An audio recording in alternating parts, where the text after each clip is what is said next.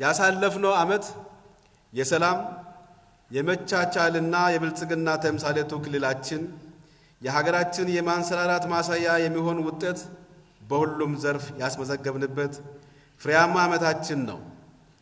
በዚህ መልክ የስኬት ነዶ መሰብሰብ የቻልነው የልማቶች ሁሉ ቁልፍና ደም ስር የሆነውን የሰላም ግንባታ ስራችን ህዝባችንን ራሱ የሰላሙ ምንጭ ራሱ ጠባቂም እንዲሆን እንደ መንግስት የተሰራ አድማስ የሰፋፊ ስራዎች ነው። ሰላም የክልሉ መለያና አርማ የማድረጉ ስራ በዚህ ዓመትም ተጠናክሮ የሚቀጥል ይሆናል። አለመግባባቶችን እና ግጭቶችን ባለን ድልብ ባህል የመፍታት ልማዳችን እንዲዳብር ህዝብ ለህዝብ ግንኙነቱን ልዩ ትኩረት ይሰጣዋል።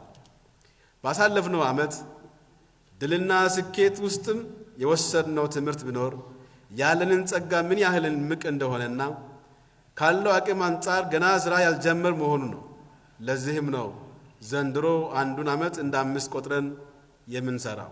በዚህ መልኩ ኃይላችን ታድሶ መንፈሳችን አዲስ ወኔ ተላብሶ ተስፋችን ወደሚታይና ወደሚጨበጥ ተለውጦ ወደ ስራ በገባንበት በዚህ ዓመት ሌላ ታሪክ ሆኖ የሚመዘገብ ገድል ለመፈጸም ከወትሮ በተለየ እይታ ከተለመደው ወጣ ባለ አቆጣጠር አለካክና አተገባበር ወደ ስራ ልንገባ ይገባናል።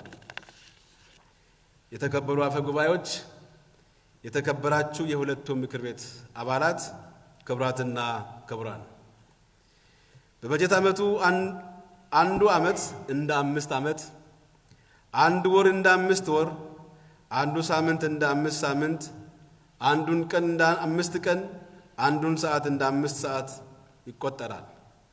የአንድ ሳምንት ሥራ ማለት ከዚህ በፊት የ5 ሳምንት ሥራ መሆን ይኖርበታል። ይህ አዲስ የአስተሳሰብና በተግባር ብሂል የዚህ ዓመት ልዩ መገለጫችን እያንዳንዷን ተግባር የምንመራበት የሥራ መርህ እቅድም የአፈጻጸም መለኪያ መሳሪያችን ይሆናል። አስፈጻሚ ተቋማት ተግባሮቻቸውን በዚህ መርህና ስለት መሰረት በማቀዳቸው በዚህ ረገድ የተፈለገውን ውጤት ለማስመዝገብ ነባሩ የሥራ ባህላችን ላይ መሰረታዊ ለውጥ ማምጣት ይኖርብናል። የተከበራችሁ የምክር ቤት አባላት፣ አንዱ ዓመት እንደ 5 ዓመት መቆጠሩን እንድትቀበሉኝና አስፈጻሚዎችን በዚህ ልክ ሁለንተናዊ ድጋፍና ክትትል እንዲታደርጉ በአክብሮት ይጠይቃለሁ።